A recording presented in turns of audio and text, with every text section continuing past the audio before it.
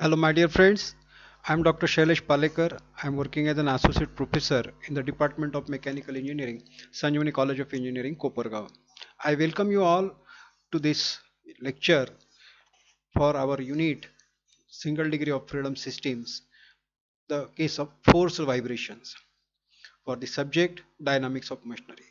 In this lecture, we will start our second unit. This is the first lecture of this unit 2, where we have to learn about the force vibrations. In unit number 1, we have learned the free vibrations and associated terminologies, as well as the damped and undamped vibrations and how to find their natural frequencies.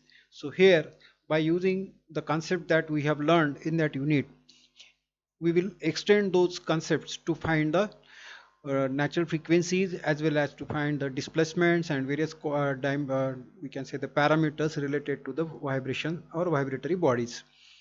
So we will start with the force vibrations. So how the force vibrations can be defined? If the system vibrates under the influence of external periodic force, the vibrations are known as forced vibrations. There are vibrations, the amplitude of which is maintained almost constant due to the application of external forces. The external force keeps the system vibrating. As in the case of free vibration, my dear friends, if you remember, the free vibrations are defined as when the system is uh, given initial excitation and then further system executes the cyclic motion on its own. Such vibrations we have explained as free vibrations. But when the continuous supply of excitation force is given to the system and system is performing oscillations or vibrations, then those vibrations we are explaining as forced vibrations. So what is the role of why what happens if continuous force is supplied, excitation force is given to the system? Then that because of that force the system vibrates continuously with the same amplitude, or uh, the amplitude is remain constant throughout the operating conditions. For example, ringing of bell. Ringing of bell means the amplitude of vibration is maintained almost constant throughout the operation, unless and until we will not relieve the force, or we can say the pressure over the bell. Bell is ringing continuously. If we can say the how much is the pressure we have applied, that is kept constant, and unless and until we will not relieve that force, bell will ringing continuously. So the constant sound produced from this bell or ringing is the proof of that it is vibrating with constant amplitude or same amplitude throughout the operating conditions. Now, excitation force. Whatever the force we are providing to the system, that force we are explaining as excitation force. So there are different types of forces also, the excitation force. The external force which keep the system vibrating is known as excitation force. The excitation forces are basically of two types, periodic and random or impulsive forces. The vibrations because of impulsive or random forces are called transient vibrations. For example, earthquake. Transient vibrations are nothing but the random vibrations which we have defined in the introductory lecture of our first unit. There we have seen the transient forces. Okay, and another one is periodic forces. The periodic excitation force is again of two types. It is classified as harmonic and non-harmonic excitation. So we will stick to harmonic excitation, and let us start with the fundamental equation of motion as well as the displacement in case of forced vibration. So equation of motion of forced damped vibration due to harmonic excitation. So we'll provide the harmonic excitation to the system, and that to the case is of damped vibration. So whatever I have told just previously, that here in this unit, in this study, we have to use the knowledge of damped as well as undamped free vibrations also. The whatever the formulas are there which we have learned, we have derived those formulas, those relations we have to use to solve the problems based on damped vibrations. So this is interrelated study. So see, in the figure there is a mass, spring and damper is shown. the damping coefficient C is given, the stiffness of spring is given as K, and mass is shown as M. To this mass we have to apply the force. We have to supply the force or apply the force. And as this is a case of force vibration, so we have to give the excitation, continuous excitation to the system. So let us say we have given the harmonic excitation, constant harmonic excitation as F into sine omega t to this system, which is acting in downward direction. So consider a spring mass system with viscous damping excited by a harmonic force F sine omega t, having frequency omega and amplitude F. The mass M is displaced from its equilibrium position by a distance x. In this displaced position, the forces acting on it are shown in free body diagram. So at this state, we have to solve this equation. We have given the supplied the force of F sine omega t, where omega is the frequency of this force and F is the amplitude of the force. Okay, let us say initially it has been displaced through the distance x in downward direction. At this position, we have to apply the equilibrium principle to find the different parameters of this case. So by using the equilibrium principle, we can write the equation of motion for this system as m into x double dot plus c into x dot plus k into x minus f sine omega t. If you look at the figure, then all these three forces, c into x dot is a damping force, k into x is the spring force, and as spring this system is moving in downward direction, its inertia force will act in upward direction. So there are three forces which are acting in upward direction, but the excitation force F sine omega t is the only force which is acting in downward direction. So for all these three forces which are acting in upward direction, we will assign positive sign, and the one force which is acting in we can say opposite to that or in downward direction, so we will use the negative sign for it. So we could write the equation of motion for this condition as m into x double dot plus c into x dot plus k into x minus f sine omega t. So let us rearrange this equation and give some number to this. So we could write the equation like this: m into x double dot plus c into x dot plus k into x is equals to f sine omega t. Let us call this equation as equation number 1. If you look at the equation carefully, then you could easily say that this is the second order linear non-homogeneous differential equation with constant coefficients. Yes, so this is a second order, yeah, I mean to x double dot. So we can easily understand that it is a second order differential equation. But whether it is linear, no, homogeneous or non-homogeneous, because of this part f sine omega t, this part gives, or we can say uh, because of this part, this equation becomes non-homogeneous. Still it is linear one.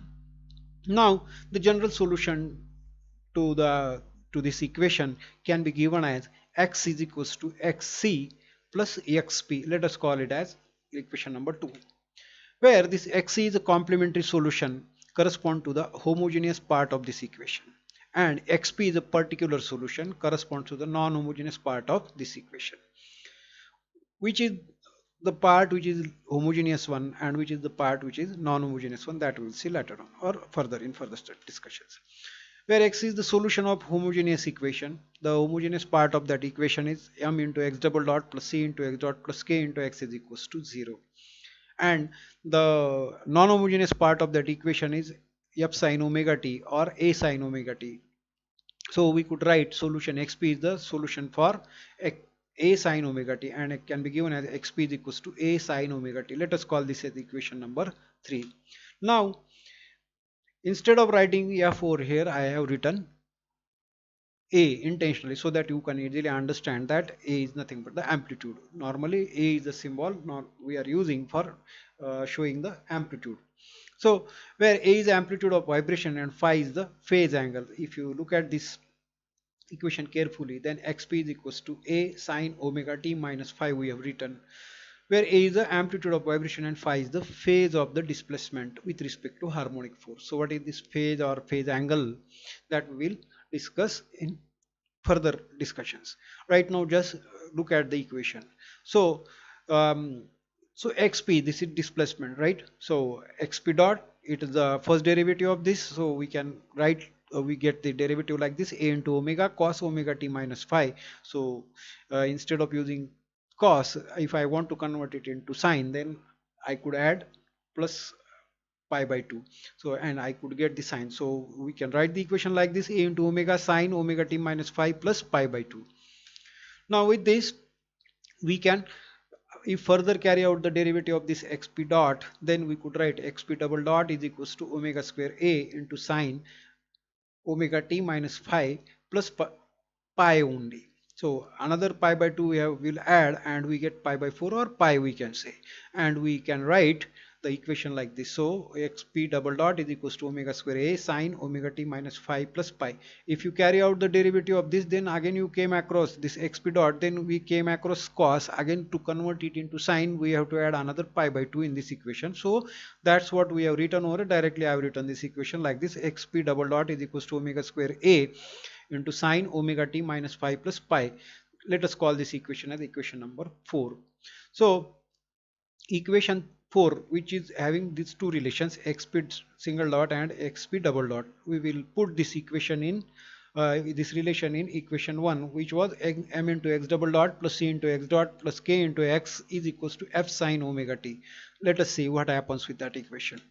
So we get the equation like this: m into omega square a xp double dot, what we have, a into omega square sine omega t minus phi plus pi. So m into x double dot plus c into x dot was there, so x dot's value we have kept over here, and again we have kept the value of x over here, a sine omega t minus phi minus f sine omega t is equals to 0.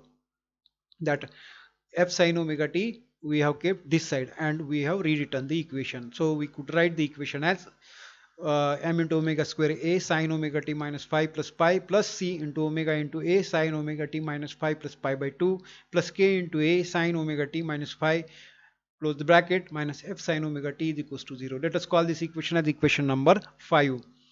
As x is a complementary solution of equation or a part of equation m into x double dot plus k c into x dot plus kx is equals to 0, which is equation of motion for damped free vibration. My dear friends, if you remember the previous unit, in that when we have started with the damped vibration, that time we have derived this equation, which is the fundamental equation of motion for the damped free vibration. So what is the characteristic of damped free vibration? That it vanishes after certain interval of time, and based on the damped value, damping factor value, that is zeta, we have classified the vibrations in three categories, that is over damped, critically damped, and under damped. So as this is a simple case of damped vibration, so we will assume that it is a case of under damped system. So whatever the equation for displacement we have derived, so that is the solution for this part of our equation, m into x double dot plus c into x dot plus k into x. So we'll use that relation over here. So we could write for xc or x as y into e to the power minus xi into omega n into t into cos of omega d into t plus phi by 2, or xc can be written as, or x can be written as, there are, if you remember, there we have learned three equations for the solution for x as, and out of that we will write over here 2. We will use any one of these two. Okay, so x is equals to a1 into e to the power minus i into omega n into t into cos of this bracket. Okay, well, however xc vanishes because of damping with time. That what we have discussed, as it is the case of pre-damped vibration. Now from equation 5, equation 5 represents four forces, namely, right, the first one is inertia force, which was equal to m into omega square a sine omega t minus 5 plus pi. Then second force it is producing, it gives showing is damping force, which is equal to c into omega into a sine omega t minus 5 plus pi by 2. Third one is spring force, k into a sine omega t minus phi. And last, that is harmonic excitation, which we have provided, which can be explained as a harmonic force of f sine omega t. Now by using these forces we can plot, if we keep these forces in xy plane, then how they can be represented and what it gives us. It will help us to find the equation for displacement. Okay, so by application of these forces, the system is supposed to be in equilibrium. The vector diagram coming out from this equation can be drawn as follows. So see, first one, harmonic force, F sine omega t. So omega t is the angle with which it is moving. So this line we can draw for F, that is excitation force. Okay, now next one, who comes next? Your spring force, Ka sine omega t minus phi. So omega t minus phi. So this one, suppose this much angle is phi, or this much angle is phi, then this line can be drawn with spring force. Okay, for spring force, which can be extended further so that we can draw another forces over there. So this line we can draw for spring force. So we have neglected the effect of their frequencies, so Ka is kept over here. Then next one, damping force, which is equal to C into omega into A sine omega t minus phi plus pi by 2. So C into omega into A is a part which can, it's constant, and the variable is this one. So we can draw the C into omega A, which is a damping force, which can be drawn as like this is with 90 degree. So directly we have kept put the perpendicular over this spring force. And then again, who is next? Inertia force, which is equal to m into omega square A sine omega t minus phi plus pi. So again we will to show this force, we will draw perpendicular line to this spring, this we can say damping force. So we will get the vector diagram for coming out from all these four forces like this. This line is for spring force. This vertical line, which is a perpendicular to spring force, is C into omega A for showing the damping force. Then this line, which on which we have, over which we have written m into omega square A, which is the inertia force and is perpendicular to the damping force. And the spring force, this is the force of excitation which we have provided. So this way we can draw the vector diagram for this. Now my dear friends, one point we have left previously, the phase angle. So here if you look at the phi, what is phi, how much is phi is, see, the force applied on the system is working in this fashion, is working with angle omega t.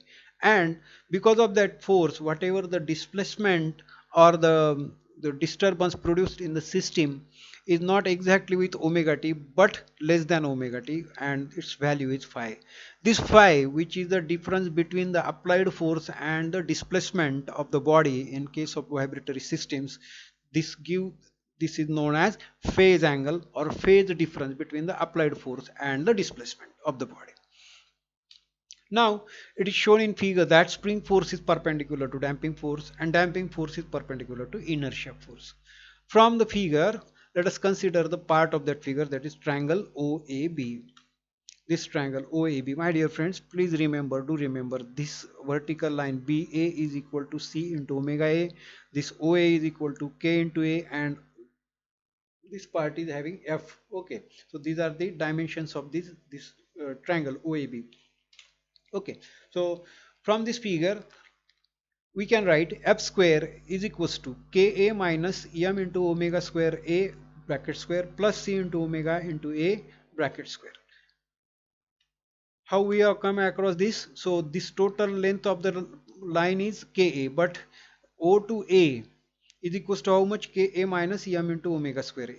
So with this we could write the equation like this: F square is equals to Ka minus M into omega square A bracket square plus C into omega bracket square. Now if we take A common from all these terms and we will rearrange this equation, then we could write the equation like this: A is equals to F upon square root of K minus M into omega square bracket square plus C into omega bracket square. Are you agree with me? Yes. So we could take A common from all these terms, and it is equal to A square, as for all these brackets we have square, we have to square it. So we could write the equation like this. So dividing RHS by K, this part, this side we will divide by K, and we will rewrite the equation as A is equals to F by K upon k upon k minus m into omega square upon k bracket square plus c into omega bracket square. We could write the equation like this. So a is equals to f upon k, k by k becomes 1. So we could write the 1 minus m into omega square upon k. So here m by k is nothing but 1 upon omega n. If you remember the previous in unit number 1 we have learned omega n is equals to what we have, square root of k upon m, and here we have the relation m upon k. So we could write for that as omega n square. So with that we could write the equation like this: 1 minus omega upon omega n square, so bracket square, plus c into omega upon k bracket square. Let us call this equation as equation number 6. Now from the same figure we could write tan phi is equals to ab upon oa. So ab, which is equal to c into omega into a, and OA is equals to Ka minus m into omega square into a. Now from all these terms we will take a common and we'll cancel its effect. So we could write the equation as c into omega upon k minus m into omega square. Now this tan phi is equals to c. Let us once again divide the left side of the equation by k. So we could write the tan phi is equals to c into omega upon k. Here k get cancelled. We could write 1 minus m into omega square upon k. But as we know, omega, just we have discussed, omega n is equals to square root of k by m. Therefore we could write omega n square is k by m. So 1 upon omega n square is equals to m by k. With that relation we could write the equation for tan phi as tan phi is equals to c into omega upon k my upon 1 minus omega square, or omega upon omega in bracket square. Let us call this equation as equation number 7. As we know, c into omega, just we will rearrange and play with this equation, and we will get some different equation from that relations by using different relations. So c into omega upon k. So c by cc, if we rewrite the equation we will get the same equation, but this will give us some different relations. So c by cc into cc upon 2m, the cc can be cancelled out, into 2m upon k, so 2m to m can be cancelled out. Again we could get the same relation, that is c into omega upon k. So but we know c by cc is what we have, zeta, that is damping factor. Cc upon 2m, okay, but cc is what we have, 2m into omega n. 2m to m get cancelled. 2, then third bracket we have 2m upon k, but m upon k is nothing but 1 upon omega square. So 2 into omega n square is there into omega. So omega n can be cancelled. So we could write the equation as 2 xi into 2, or 2 xi into omega upon omega n. Okay, so let us put this equation, this relation, into equation number 7. We will write the equation as tan phi is equals to 2 xi into omega upon omega n upon 1 minus omega upon omega n square. So we get the relation for phi, that is our phase angle, which we have to find, we have to calculate in different cases of force vibratory systems. So phi is equals to tan inverse of 2 xi into omega upon omega n upon 1 minus omega upon omega n bracket square. Close this bracket. This is the required equation for phase angle.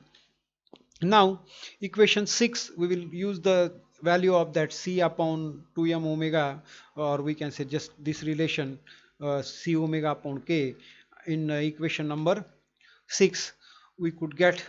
We can write the equation as a is equals to f by k upon 1 minus omega upon omega n bracket square, close this bracket square, plus 2 xi into omega upon omega n bracket square. Let us call this equation as equation number 9. Now let us assume that f by k is equals to xs, x suffix s, where xs is called zero frequency deflection, or deflection due to force of excitation. F by k, if you remember, seems something like deflection, right? So F, force per unit, or force upon stiffness, but stiffness is what we have, force per unit deflection. So we can write deflection is equals to force upon k, or force upon stiffness. So this will give certain deflection. So this quantity is showing certain deflection. How much is this deflection, or what, how we can define it. So this deflection is nothing but the zero frequency deflection or static deflection of the system. So that's why we have explained this as XS. It's called zero frequency deflection or deflection due to force of excitation. When the meaning of this is what, like when we are suppose a spring is there, spring is suspended with at one end, and at another end we have when we will attach the mass. That time what happens, that spring will suffer from certain initial deflection that we have, and again still we have not applied the force to the system, so it will not perform further oscillation. It is in equilibrium position. At that position, whatever the gravitational force or we can say the inertia force, that is m into g, is equals to the deflection in the string. In the spring we can say delta is equals to m into g. If you remember this equation we have used in the numerical 1 when we have solved for undamped systems. That time we have cancelled, or we have showed that this initial deflection is equals to the force weight of the system, or m into g is which is the weight of the system, that have balanced this force, and initial deflection is shown by the spring. Similarly here also, when we will start to apply the excitation force to the system, that time whatever the displacement is there in the system, that we can explain as static deflection or zero frequency deflection, or force of excitation, deflection due to force of excitation. Therefore above equation, that is equation number 9, can be written as A is equals to xs upon square root of 1 minus omega upon omega n square bracket square plus 2 xi into omega upon omega n bracket square, or A upon xs is equals to 1 upon 1 minus square root of 1 minus in the bracket omega upon omega n bracket square plus 2 xi omega upon omega n square bracket square. So the non-dimensional quantity A by xs is known as magnification factor or amplitude ratio. You can easily understand this as A is also amplitude, xs is also amplitude or deflection, any type of deflection in the system.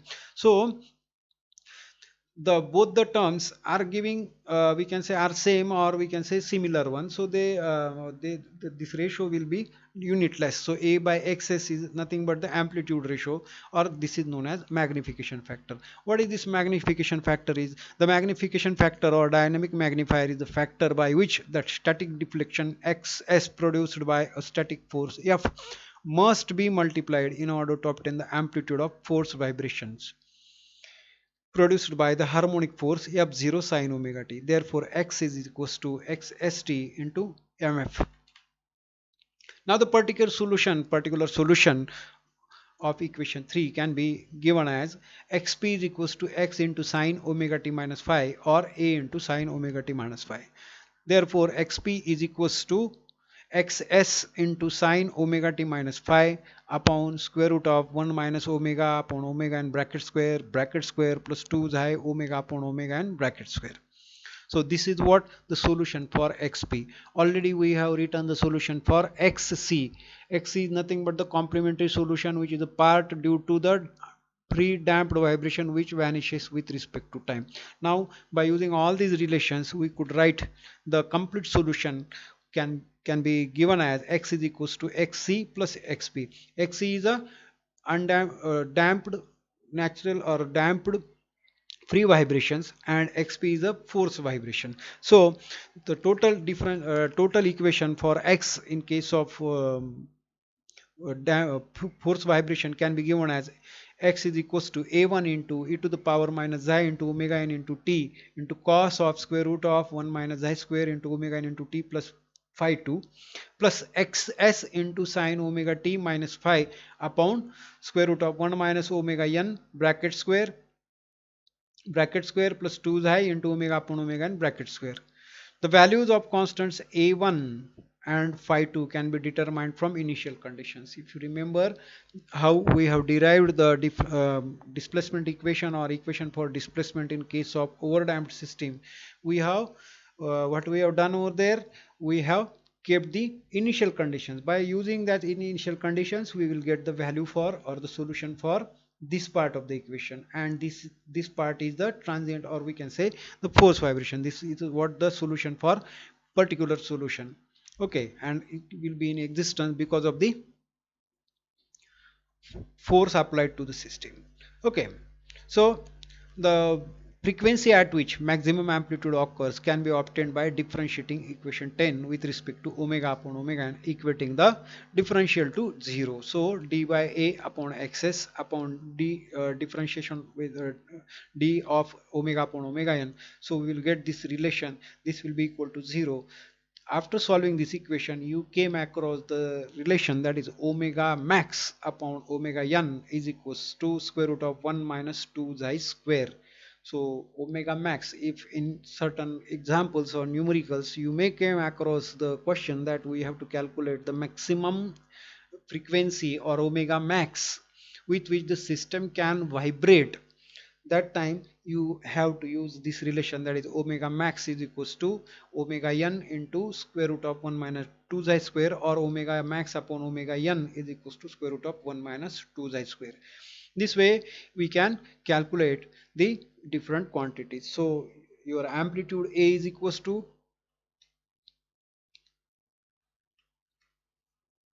this one. For calculating the amplitude of force vibration, you have to use this relation. A is equals to xs upon square root of 1 minus omega upon omega n bracket square plus square close the bracket, again squaring it, plus 2 xi into omega upon omega n square. Then in your questions they might ask you the to calculate the phase angle. That time you have to use the relation of tan phi, and this is equals to tan phi is equals to 2 xi omega upon omega n upon 1 minus omega upon omega n square, or phi is equals to tan inverse of 2 xi into omega upon omega n upon 1 minus omega upon omega n bracket square. Use these relations to find the quantities like phase angle, then amplitude, then magnification, we can say the amplitude ratio or magnification factor, as well as the maximum value of the frequency with which system is vibrating. Thank you.